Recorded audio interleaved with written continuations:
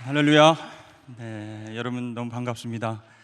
더운 여름날 또 코로나로 인해서 힘든 시기를 보내고 있는데요. 이렇게 상당교회 전통, 아름다운 전통 여름 수련회에 오신 여러분 정말 환영하고 축복합니다. 여러분 저 기억하시겠어요? 저 여기서 오랫동안 부목사 했는데 기억하시죠?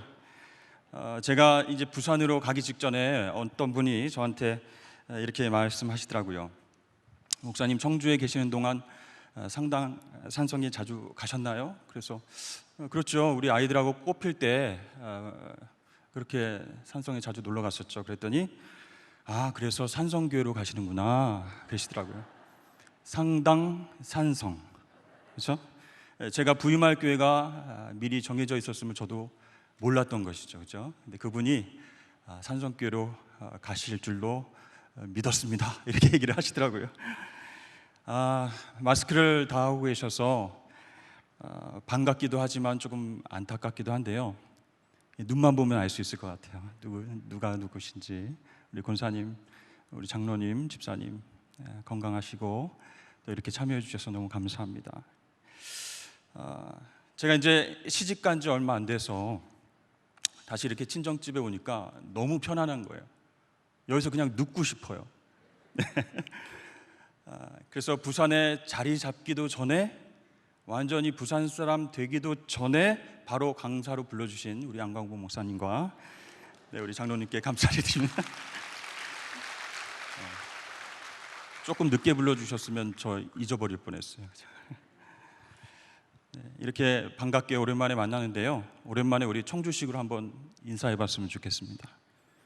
여러분들이 저한테 이렇게 인사해 주시면 좋겠습니다. 잘 들으세요. 온겨.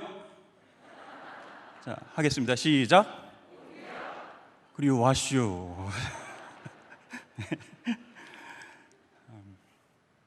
올해 우리 전교인 여름 수련의 주제가 교회여 일어나라 라는 주제입니다. 그리고 제가 오전에 특강을 맡은 주제는 교회 이야기입니다. 근데 교회 이야기라는 주제로 강의를 부탁을 받았는데요, 제가 산성교회 부임한 지 얼마나 되었을까요? 1년 8개월 정도 되었습니다. 게다가 부임한 직후에 3개월 지나니까 코로나가 시작이 됐습니다. 그래서 부임 신방과 예배와 모임을 바로 중지해야만 했습니다. 여러분 그 심정 잘 모르시죠? 막 이제 들뜬 마음으로, 부푼 마음으로 하나님 감사합니다, 이제 담임 목회지에 나가서 열심히 해보겠습니다 했는데 코로나 해서 성도들 신방도 중지해야 되고 대면 예배도 제한돼서 마스크 끼고 앉아 계시고 우리 성도들을 자세히 얼굴을 봐야 되는데 너무 안타깝더라고요. 저절로 기도가 나오더라고요.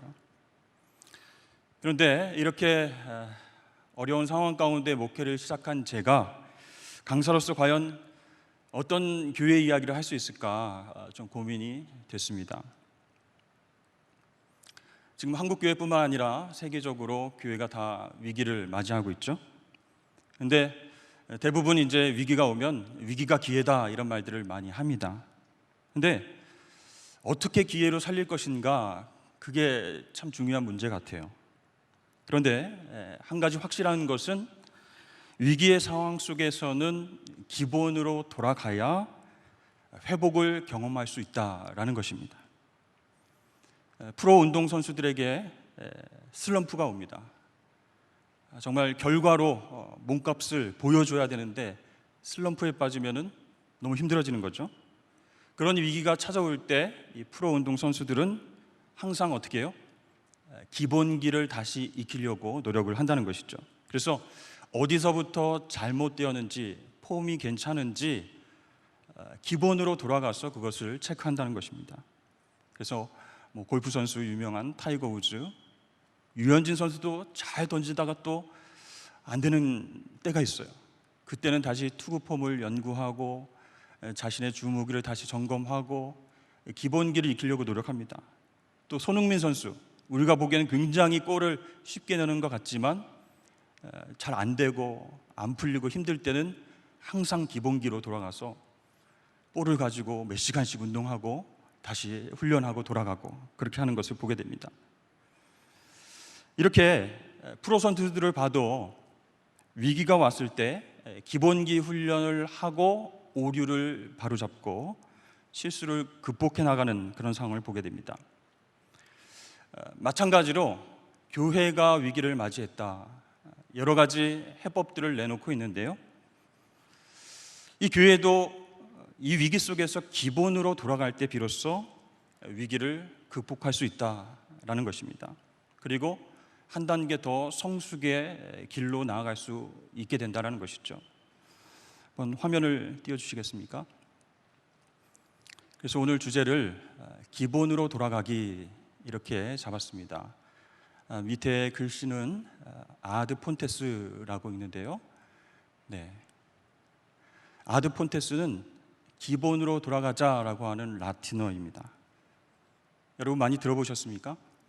교회의 위기다 했을 때 많은 교회 목사님들과 신학자들이 아드 폰테스를 이야기를 많이 하셨어요. 자, 아드라고 하는 것은요, 영어로 to, 그리고 폰테스는 fountains, sources, 근원, 기본, 원천 그런 뜻입니다. 그래서 아드 폰테스 하면 back to basic, 기본으로 돌아가자, 이제 그런 뜻입니다. 이 르네상스 시대의 인문주의 학자들은요, 과거에 찬란했던 그리스 로마 문화로 돌아가자, 다시 말하면 텍스트 고전으로 돌아가자 이렇게 이야기를 했습니다. 그리고 종교 개혁자들도 타락한 기독교를 향해서 아드 폰테스를 외쳤어요. 신앙의 기본으로 돌아가자. 이런 식으로 나가다가는 우리 교회가 다 무너질 것이다. 신앙도 흔들릴 것이다 라고 얘기했어요. 그래서 다른 것 말고 신앙의 기본으로 돌아가자. 그것이 바로 아드 폰테스였습니다. 여러분, 신앙의 기본은 무엇인가요? 중세교회 또 카톨릭에서 강조하는 교회 전통이나 교황의 사명권이나 교리가 아니라는 것이죠. 신앙의 기본은 바로 성경, 하나님의 말씀인 줄로 믿습니다. 그래서 그 하나님의 말씀, 기본이 되는 그 성경 말씀으로 돌아가서 자세히 보니까 그 안에 은혜가 있고, 그 안에 믿음이 있고, 그 안에 그리스도가 있고, 그 안에 하나님의 영광, 그것이 가장 중요한 가치였음을 사람들이 이제 깨닫게 된 것이었죠. 그래서 종교개혁자들이 오직 성경, 오직 믿음, 오직 은혜, 오직 그리스도, 오직 하나님께 영광이라고 하는 구호를 성경으로 돌아가서 말씀을 읽었을 때 깨닫게 된 것을 선포했던 것이죠. 자, 여러분, 역사적으로 초대교회와 또 기독교는요, 로마 제국의 모진 박해를 받았습니다. 탄압을 받았죠. 모든 예배 장소가 다 파괴되었고, 책들을 수거해서 없애고, 또 그리스도인들의 신분을 박탈하고 노예로 만들었습니다. 그런데 그 가운데서 한 인물, 콘스탄티누스라고 하는 서로마 황제로 인해서 큰 변화가 나타나게 됩니다. 네, 이 콘스탄티누스 황제가 기독교를 공식적으로 인정해주는 그런 사건이 일어나게 되는 것이죠. 이 황제는요, 기본적으로 사두 정치를 청산하고 이 로마 제국을 단독으로 지배한 그런 황제입니다. 그래서 기독교, 너희들 자유 줄게, 마음대로 믿어도 돼, 이렇게 공인을 했고요. 또 다른 모든 종교에도 자유를 주었습니다. 그리고 밀라노 칙령과 니케아 회의를 통해서 기독교 교리를 체계화하는 데 큰 공헌을 했던 그런 황제입니다. 한번 사진을 보시죠. 네, 굉장히 위험 있게 권위 있는 모습으로 칼을 들고 앉아있는 콘스탄티누스 황제의 모습입니다. 근데요, 이분이 황제가 되었을 당시에 로마 제국은 굉장한 혼란기였습니다. 외세의 침략이 있었고 또 내전이 있었습니다. 코로나처럼 전염병이 또 발생했습니다. 심각한 경제 침체로 인해서 이제 로마가 곧 무너지지 않을까, 이런 걱정들이 많았습니다. 그러한 때에 이 콘스탄티누스 황제는요, 로마 북쪽에 있는 밀비우스 다리에서 막텐티수스와 전투를 312년에 벌이게 되는데, 그 전쟁 직전에 꿈을 꿨어요. 어떤 꿈이냐면, 이 표시로 이기리라 라는 음성을 듣고 보게 된 표시가 있었는데, 그것이 바로 그리스도라는 헬라어의 앞 두 글자였습니다. 병사들이 그리스도라고 하는 그 헬라어 앞에 두 글자가 새겨진 방패를 들고 싸우면 이 밀비우스 다리 전투에서 이길 것이다, 그런 환상을 보게 된 거죠.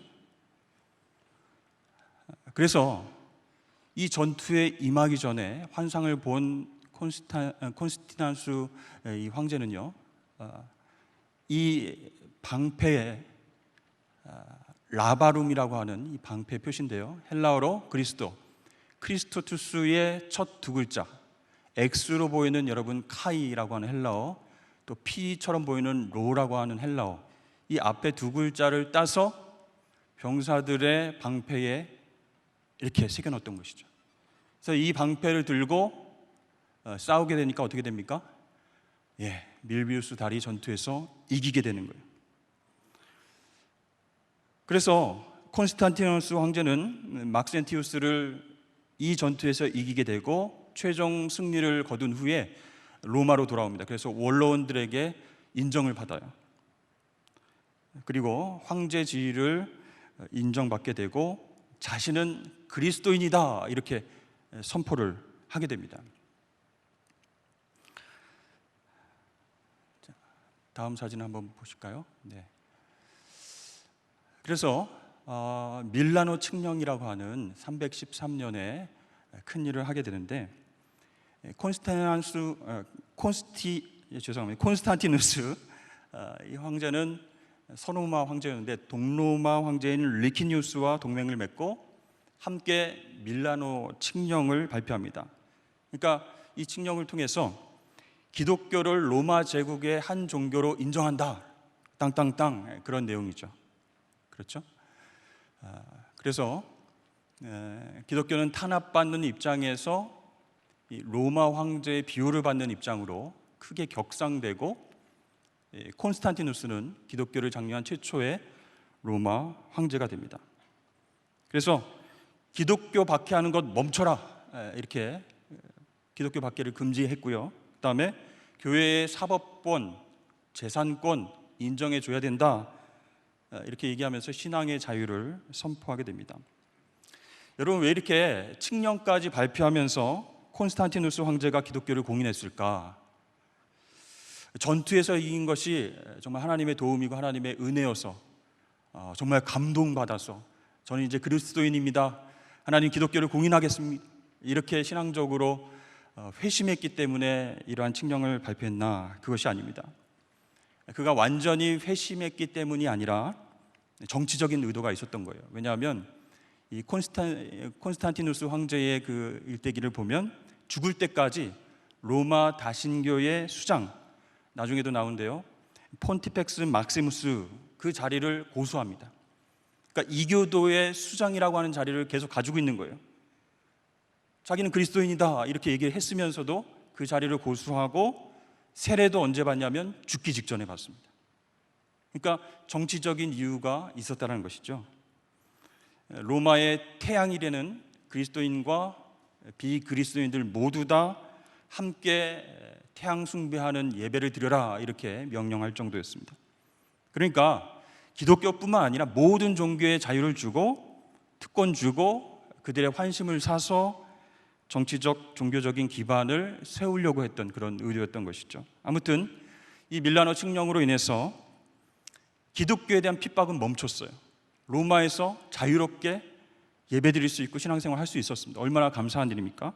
그러나 그 이면에는요, 교회와 성직자에게 각종 특권과 특혜가 주어짐으로써 교회의 기본으로 나아가는 것이 아니라 타락으로 나아가게 되는 그런 계기가 되었다는 것이 좀 안타깝죠. 다음 사진을 보시면 바실리카 이렇게 되어 있습니다. 그래서 건물의 평면도가 여러 가지가 나와 있죠. 이 바실리카는요, 원래 고대 로마 시대부터 주로 법정, 관공서, 강당 이렇게 공공의 목적으로 사용된 대규모 건물을 총칭해서 바실리카 이렇게 얘기를 합니다. 여러분, 초대교회에는 건물이 있었습니까? 없었죠. 한 성도의 가정에 모여서 예배, 친교, 섬김, 봉사, 전도 이런 게 이루어졌죠. 근데 이제 로마 제국에서 기독교를 공인해 주니까 돈이 들어오는 거예요. 부동산, 땅이 들어오는 거예요. 그리고 건물이 세워지게 된다는 것입니다. 자, 원래 고대 로마인들이 공공건물로 사용된 그 공간이 이제 기독교인들이 예배드리는 공간이 됨으로써 교회 건축의 표준이 되는 양식이 됐어요. 바실리카 양식. 그래서 이제 로마가 지배하는 속국들의 교회는 다 이 양식으로 지어라 이렇게 된 거죠. 또한 이곳을 거룩하게 보이게 하려고 작은 우리 그 사진 중에 맨 왼쪽에 있는 판테온, 그렇죠? 판테온 신전의 돔 그 모양과 바실리카 양식의 건축 구조와 또 십자가라고 하는 그 평면 그 그림 있죠? 그것들을 합쳐서 성 베드로 성당이 건축이 되게 됩니다. 여러분 가보신 분도 있으시죠? 저도 원로 목사님하고 서유럽 갔을 때 여기 갔습니다. 너무 커서 다리가 아팠는데 이거는 이제 항공사진에서 위에서 보는 모습이에요. 열쇠 모양으로 되어 있습니다. 주님께서 베드로에게 천국의 열쇠를 주겠다 한 말씀을 근거로 해서 열쇠 모양으로 광장을 만들었고, 왼쪽에 보이시는 돔 모양 그쪽이 이제 예배당인데요. 그 돔을 둘러싼 십자가 모습 보이십니까, 여러분? 네. 그러니까 판테온 신전의 돔 모양과 바실리카 양식과 십자가를 결합해서 하여튼 좋은 것 다 짬뽕해서 만든 그 성당이 성 베드로 성당이라는 거예요. 근데 이 로마의 성 베드로 성당 비롯한 많은 교회가 중세시대 또 종교개혁을 거쳐서 현재까지도 이 모습을 유지하고 있다는 거였어요. 자, 이 성당을 건축하기 위해서 독일에서는 어떤 일이 있었죠?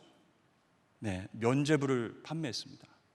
이 돈이 많이 들어가니까 헌금을 내면 죄가 없어진다. 돈 내라.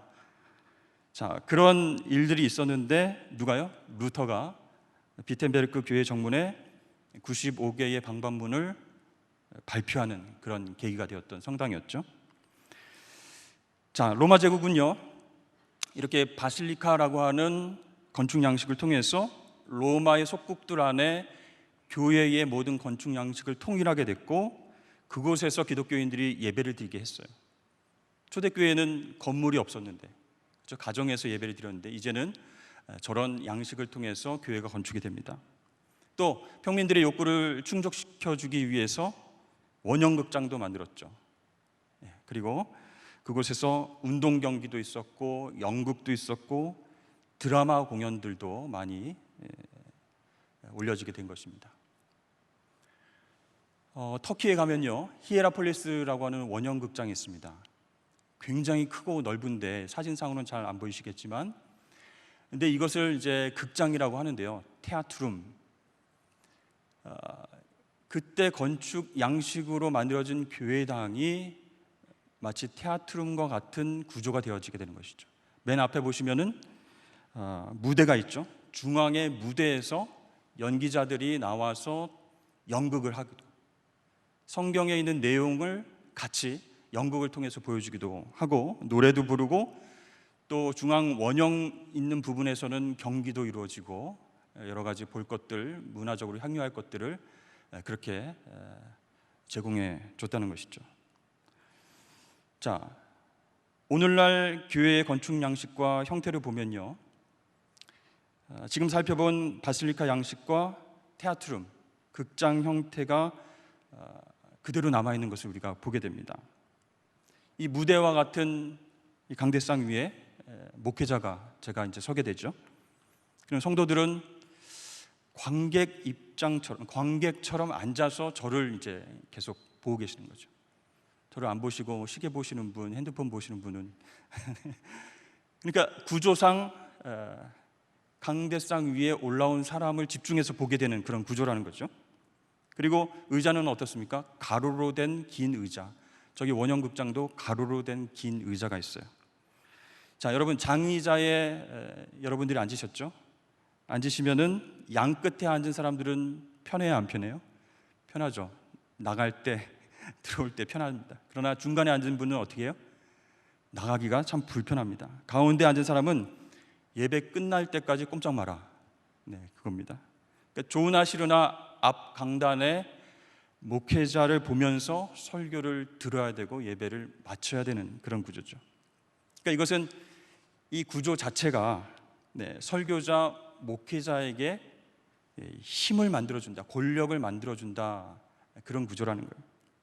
그렇다고 제가 지금 전 세계의 교회 예배당의 구조가 잘못됐다, 없애야 된다, 이거 중세 때부터 안 좋은 것이다, 이렇게 설명하려고 하는 것이 아니라 시선이 모이는 곳에 권력이 생길 수 있다는 것을 설명드리는 겁니다. 여러분, 미디어에 노출된 사람 굉장히 많죠? 그 중에서 뉴스 앵커들을 생각해 보십시오. 매일 저녁 뉴스 꼬박꼬박 9시에 이제 보시는 분들은 앵커가 몇 년 계속 이제 메인 앵커를 하는 거죠.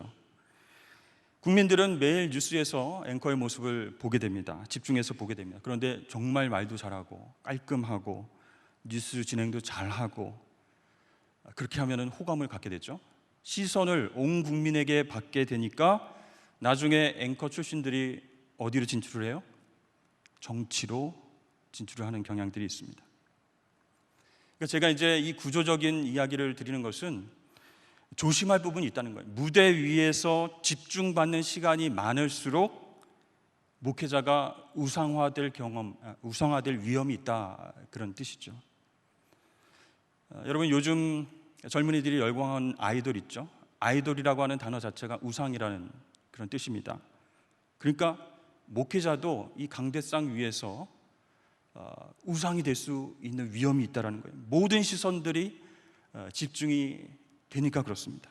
그리고 예배를 우리가 한 번만 드립니까? 주일 예배 있죠, 1, 2, 3, 4부 드리죠, 그 다음에 새벽 예배 매일 드리죠, 수요 예배 드리죠, 그 다음에 뭐 저녁에도 예배 드리죠, 금요 찬양 집회도 있죠. 이렇게 예배 시간이 늘어나고 한 공간에 모이는 성도의 수가 많을수록 거기에는 어떤 의식이 싹트게 되어 있습니다. 어떤 의식이 싹트일까요? 우리는 하나다, 공동체 의식이 싹트게 됩니다. 그래서 나도 그 시간에, 나도 그 공간에 함께 있었다, 함께 예배드렸다 라는 사실 하나만으로 안정감과 소속감을 느끼게 되는 거예요. 그러니까 신령과 진정을 하나님께 예배하진 않아도 이 시간과 공간을 공유했다라는 경험 하나만으로 만족하고 그렇게 신앙생활 잘했다라고 생각할 수 있는 그런 구조라는 거예요. 여러분, 사람이 시공간을 함께 보내면요, 가족처럼 가까워지게 되어 있습니다. 납치범하고 납치된 사람하고 가까워지는 그런 현상도 있지 않습니까? 그런데 그 시간과 공간을 통제하고 조정하는 주체는 바로 힘을 갖게 된다, 그런 뜻이죠. 그래서 바로 중세교회, 가톨릭교회가 이러한 시공간의 통제를 통해서 로마 황제와 또 교황의 권력을 유지해 왔고요, 신앙의 본질은 뒷전인 채 계속 그렇게 사람들을 끌어모았다는 거죠. 그렇게 표류하고 있었습니다. 폰티펙스 막시무스라고 하는 단어가 있습니다. 이것은요, 고대 로마의 국가 사제단에 속한 최고의 사제, 그러니까 고대 로마에서 이교도 사제를 뜻하는 그런 단어였습니다. 폰티펙스는 사실 신과 인간을 중재해주는 다리 역할을 한다라는 뜻이고, 막시무스는 위대한 사람이다, 그런 뜻이에요. 그러니까 사제가 신과 인간을 연결해주는 위대한 사람, 이렇게 시작했던 단어가 나중에는 어떻게 변합니까? 로마 황제가 이 칭호를 가져오게 돼요. 고대 로마의 종교에서 가장 중요한 자리였어요. 왜냐하면 이교도 사제, 최고의 권력을 가진 사제였는데 서서히 정치적인 자리로 변질을 하다가 율리우스 카이사르가 이 관직에 취임했어요. 그래서 그 이후로 로마 황제를 폰티펙스 막시묵스 이렇게 부른다는 것입니다. 그리고 나중에는 이게 어떻게 되냐면 가장 높은 주교라는 의미에서 교황에게 이 칭호가 적용이 된다는 거예요. 아까도 여러분 말씀드렸지만 로마 제국에 기독교가 공인되면서 너무 감사하다, 핍박이 없어졌다, 자유롭게 하나님을 예배할 수 있다, 이런 좋은 점도 있었지만 로마 제국의 자본과 땅과 계급이 들어오게 되면서 변질되게 된다는 것이죠. 그래서요, 그 당시에 공직자들이 기독교 세례를 받으면요 지위와 계급을 올려줬습니다.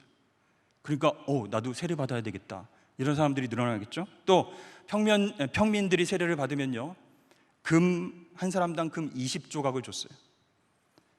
그러니까 저도 회심했습니다, 저는 예수님 만났습니다, 정말 예수가 나의 그리스도이십니다, 이렇게 거짓으로 가짜 회심하는 사람들이 많아졌어요. 그래서 여러분, 기독교의 순수 진리에 부와 명예와 소유와 성공이라는 비본질이 침투하면서 타락하게 된다는 것이죠. 그래서 맨 위에는 콘스탄티누스 황제, 그 밑에 교황, 그 밑에 사제, 이렇게 위치해서 성직자는 그 사회의 특권층이 되게 된다는 겁니다.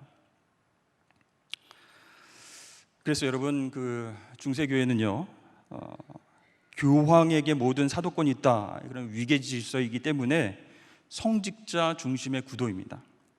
성직자만 제사장적 역할을 한다는 거예요. 이 성경도 그 당시에 라틴어로 되어 있어서 평신도는 읽지 못합니다. 그런데 성경을 보면 뭐죠? 진리는 뭐죠? 예수 그리스도께서 십자가 위에서 우리 죄를 위해서 피 흘리심으로 구원의 길을 활짝 열어주셔서 누구든지 예수의 이름을 믿으면 구원받는다, 만인 제사장이 된다, 이게 진리입니다. 내가 거룩한 제사장이 되는 거예요.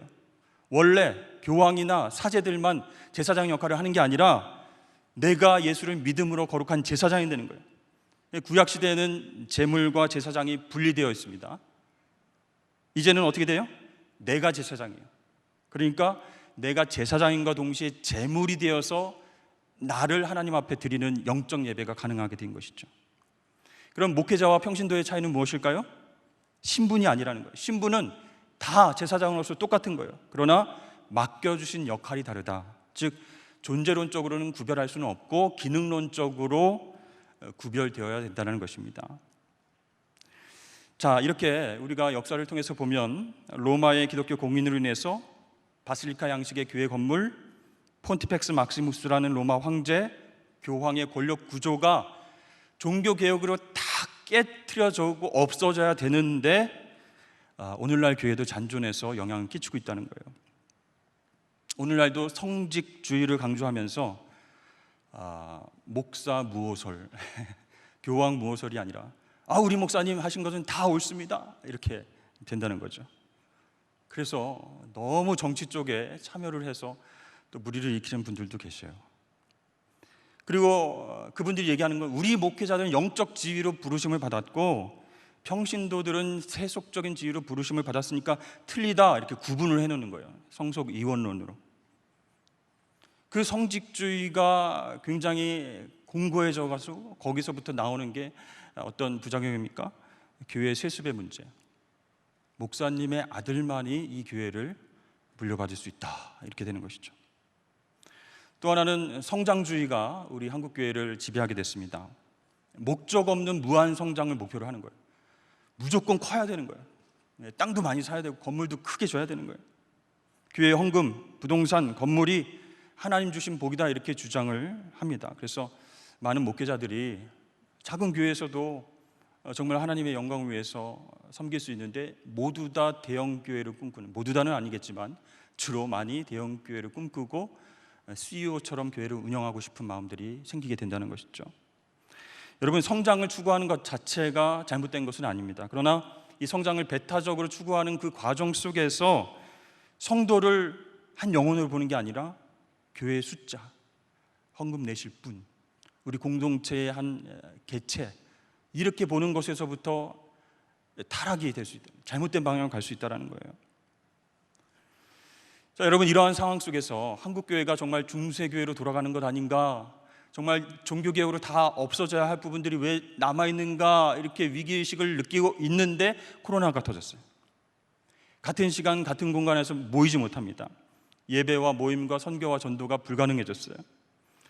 그래서 저는 그렇게 생각했어요. 이 상황 속에서 주님께서 우리 한국교회와 세계교회에 주시는 메시지가 무엇인가?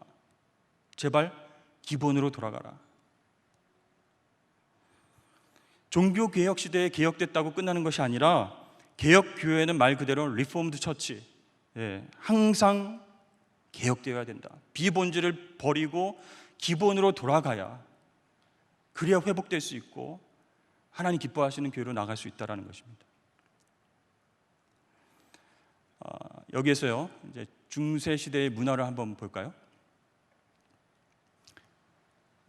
그때는 이제 성경을 읽을 수 있는 사람이 없었기 때문에 성경에 나오는 이야기들을 드라마를 통해서, 연극을 통해서 그렇게 배우들이 연기를 했습니다. 그래서 예배 자체를 사람들이 드라마다 이렇게 생각할 정도로 특별한 절기에는 성경 이야기를 재현한 드라마들을 많이 올렸습니다. 그리고 예술 부분에 보면요, 여러분 이제 뭐 서유럽이나 뭐 동유럽이나 이렇게 돌아다니시면 성당들이 굉장히 많은데 들어가면 압도당하죠. 굉장히 높고 굉장히 화려하고 멋진 벽화, 그림, 예술 작품들이 곳곳에 다 있습니다. 천장에 어떻게 저걸 그렸을까 막 목이 빠질 것 같아요. 그렇죠? 그걸 통해서 경외감, 두려움, 하나님의 어떤 존재이신가를 그런 어떤 예술 작품을 통해서 느끼게 해줬다는 것이죠. 그 다음에 인쇄술의 발달입니다. 책을 만드는 장비와 기술이 급속도로 퍼지게 됐죠. 그래서 1455년에 구텐베르크 금속 활자로 인쇄한 성경입니다. 1488년에는요, 이탈리아 손치노에서 완전한 히브리어 구약 성경을 최초로 인쇄를 하게 됐죠. 그리고 1500년대에 이르면 유럽 각국에 인쇄소가 생기고 약 3만여 종의 인쇄물을 출판할 수 있게 됩니다. 그리고 1516년에 최초의 그리스어, 헬라어 신약 성경이 출간되어서 이 성경을 읽음으로써 이제 종교 개혁자들의 어떤 폭발적인 그런 운동들이 시작하게 됩니다. 이 루터가 에라스무스의 그리스어 신약 성경, 히브리어 구약 성경을 독일어로 번역하면서 성경으로 돌아가서 잘못된 것을 잡자, 이런 운동들이 일어났어요. 그러니까 여러분, 아까 중세시대의 문화, 드라마, 예술 작품, 그리고 인쇄술의 발달, 이것을 통해서 사람들이 깨이게 된 거예요. 본질이 무엇인가 다시 생각하게 된 거예요. 그래서 여러분, 오늘날 복음이 정말 세상에 빠져 있고 하나님을 알지 못하는 사람들에게 효과적으로 전달되어지기 위해서는 이 문화 콘텐츠가 참 중요하다는 것이죠. 드라마라든지 영화라든지 예술 작품이라든지 이런 책이라든지 여러 가지 그런 어떤 문화적인 콘텐츠를 통해서 기독교의 진리가 바르게 전달되어질 때 개혁이 일어나는 거예요. 기본으로 돌아가는 운동이 생기게 된다는 겁니다. 저는 그래서 하나님께서 우리 이 시대에 주신 메시지가 무엇인가, 우리가 여호와께로 돌아가야 된다는 거예요. 본질에서 너무 멀리 떠나 있던 중세교회의 모습이 오늘날 한국교회의 모습에서도 종종 보이기 때문에 여호와께로 돌아가야 되는 거예요. 여러분, 성경이 라틴어로 되어 있어서 사제들만 읽을 수 있다고 그랬는데 진짜 읽을 수 있는 사제들 별로 없었습니다. 성의를 입고 제사장 흉내를 냈지만, 거룩과 위엄을 보여주고 있지만 겉으로만 화려했고 속은 타락해 있었습니다. 심지어 교리를 사고팔고 교회를 사고파는 일들이 중세교회에 있었습니다. 그러나 여러분, 희망이 있었어요. 아드 푼테스, 기본으로 돌아가자, 그것을 외치다가 죽어간 사람들로 인해서 유럽의 변화가 시작되게 되었습니다. 원본, 텍스트, 원래 텍스트인 성경으로 돌아가서 본질적 메시지를 잃어버리고 형식만 남은 채 수백 년 동안 지탱된 웅장하고 화려한 교회당보다는 성경 속에서 말하는 진짜 가치가 뭐냐? 믿음, 은혜, 예수 그리스도, 하나님께 영광, 그것을 강조하는 개혁과 변화가 시작됐다라는 것이죠. 그래서 오늘날 한국교회는 다시 기본으로 돌아가야 된다라는 생각을 하게 되었습니다. 그래서 먼저 회복돼야 돼요. 회복이 되고 난 다음에 사명을 감당해야죠. 기본이 뭔지도 모르고 본질이 뭔지도 모르고 그냥 열심히 일만 하고 사명 감당하자 그러면 무너지게 되어 있는 거예요. 호세아 6장 1절 말씀 우리 함께 읽어보도록 하겠습니다. 시작.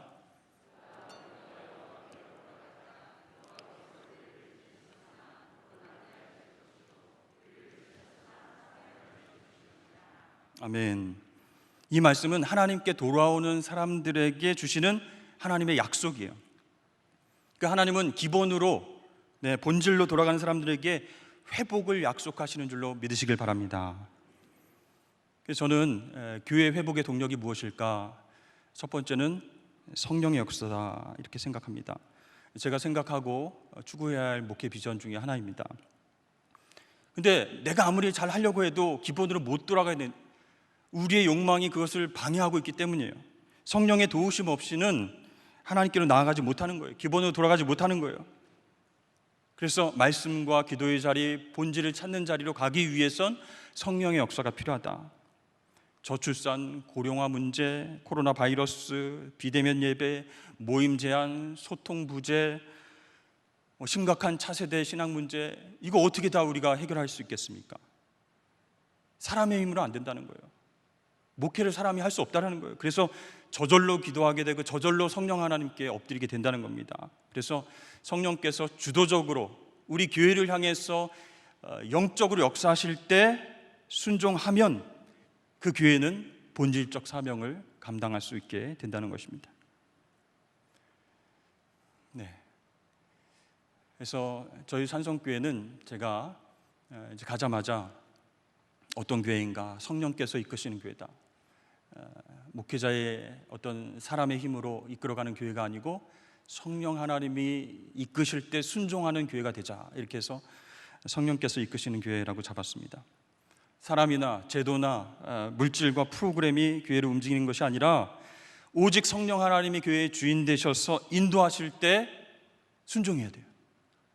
그럴 때 회복이 일어나는 거예요. 그래서 저희 첫 부임 설교 때 성령께서 이끄시는 교회로 나아갈 것입니다, 이렇게 선포를 했습니다. 그래서 이거는 저희 교회 홈페이지에 보시면 목회 비전이 나와 있는데요, 회복과 섬김으로 하나님 나라를 이 땅에 실현하는 성령 공동체. 그래서 산성교회 얘기를 조금 하는 겁니다. 1년 9개월 됐으니까 조금 하는 거예요. 여러분, 회복은요, 예수님께서 공생의 기간 동안에 하셨던 모든 일들을 한마디로 요약하면 바로 회복입니다. 그렇죠? 근데 저는 이 회복을 예배 회복도 있고 또 찬양의 회복도 있고 선교의 회복도 있고 그렇지만 큰 범주로 나누어서 세 가지로 회복을 생각했습니다. 첫 번째는 로고스 회복이에요. 로고스가 하나님의 말씀입니다. 요한복음에 보면. 그런데 헬라어로 보면 논리성, 합리성, 로직 이런 뜻이 있어요. 그러니까 한국교회가 지금까지 잘해왔지만 성경 말씀을 대하고 읽고 묵상하고 암송할 때 그냥 아무 생각 없이 하는 게 아니고 비판적이고 합리적인 마음을 가지고 말씀을 대해야 된다는 거예요.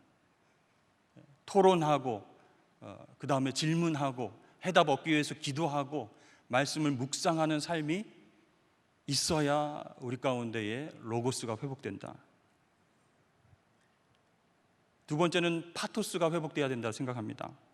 고통받는 이웃들을 향한 공감과 열정이 필요해요. 근데 주립교회, 큰 교회의 어떤 성도와 대중들과 교감할 수 있는 강렬한 파토스가 많이 없어진 것이 사실입니다. 그래서 주된 관심이 건축, 어떻게 할 것인가, 선거, 또 성장 이런 쪽에만 있으니까 성도들이 파토스를 경험하지 못한 성도들이 떠나가고 있어요. 여러분, 세상 사람들은 교회가 얼마나 크냐에 관심을 두지 않고 어떤 일을 하느냐, 이 어려운 상황 속에서 무슨 일을 할 수 있느냐를 관심 있게 보고 있다는 거예요. 여러분, 이단과 사이비에 기존에 믿음이 있고 열심히 하던 성도들이 빠지는 이유가 무엇일까요? 여러 이유 중에 하나는 사람들의 파토스를 자극하기 때문입니다. 그다음 세 번째는요, 에토스가 회복돼야 된다고 생각합니다. 기독교의 인격과 신뢰성의 문제예요. 사회적으로 교회 다닙니다 그러면은 막 째려보고 우리 아이들도 부산에 내려가서 학교에서 교회 다니는 사람 했더니 자기 한 명 딱 이렇게 들고 목사님 자녀라 한 명밖에 없나? 기독교의 사회적 신뢰도가 완전히 바닥에 떨어져 있어요. 그러니까 믿는 아이들도 손을 안 듣는 거예요. 욕 들어먹을까 봐. 신뢰성이 너무 낮으니까. 물론 기독교가 지금 반대하고 집중하는 윤리적 문제도 중요합니다. 음란, 퇴폐 문화, 그리고 동성애 문제, 낙태 등 이런 부분들 반대하는 목소리를 크게 내는 것 중요합니다. 그런데 일상에서 쌓아가는 신용도 중요한 거예요. 가정과 일터와 학교에서 자기 희생, 배려를 감당하지면 안 된다라는 거예요. 그래서 이 에토스가 윤리만 뜻하는 것이 아니고 넓게는 라이프 스타일도 그렇게 들어가 있다. 세상 사람들의 다양성을 인정하고 배려하고 포용하는 그런 라이프 스타일, 그것으로 말미암아 하나님께서 영광을 받으신다는 거예요. 자, 이렇게 로고스와 파토스와 에토스, 그 부분들이 회복되고 나서 두 번째, 섬김. 회복된 하나님의 백성들이 전도하고 선교하고 해야지 뭔가 열매가 있죠.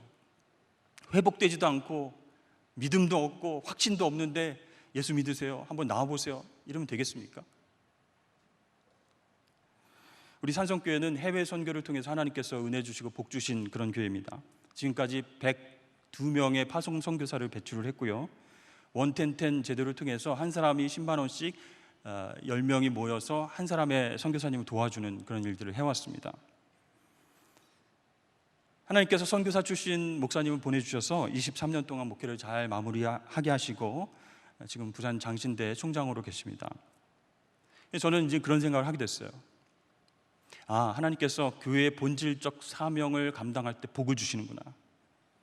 정말 부산이 조금 보수적이고 성장하기 힘든 도시이기도 하거든요. 예배와 선교, 교회의 본질적 사명에 집중했을 때 하나님께서 은혜 주셨구나, 그런 생각을 하게 됐어요. 그래서 반드시 회복된 성도가 섬김의 사명을 감당할 때 하나님 나라가 이 땅 가운데 이루어진다. 이게 저의 목회 비전입니다. 여러분, 하나님 나라를 바실레이아라고 하는데 그것은 어떤 국가, 네이션의 개념이 아닙니다. 킹덤의 개념이에요. 왕이 있고 통치하는 킹덤이에요. 그러니까 하나님께서 다스리시는 것이 곧 하나님의 나라라는 거예요. 장소적 개념이 아니에요. 죽어서 가는 천국이 하나님 나라인가? 그것만이 아니라는 거예요. 하나님이 통치하시는 곳이 하나님 나라가 되려면 가정이 천국이 될 수 있고 일터가 천국이 될 수 있고 여러분들이 활동하는 그곳이 바실레이아가 될 수가 있습니다. 그래서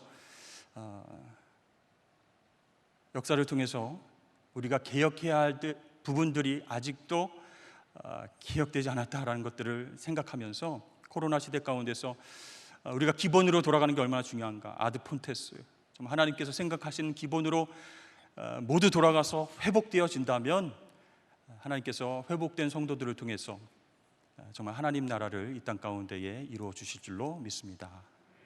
기도하고 마치겠습니다.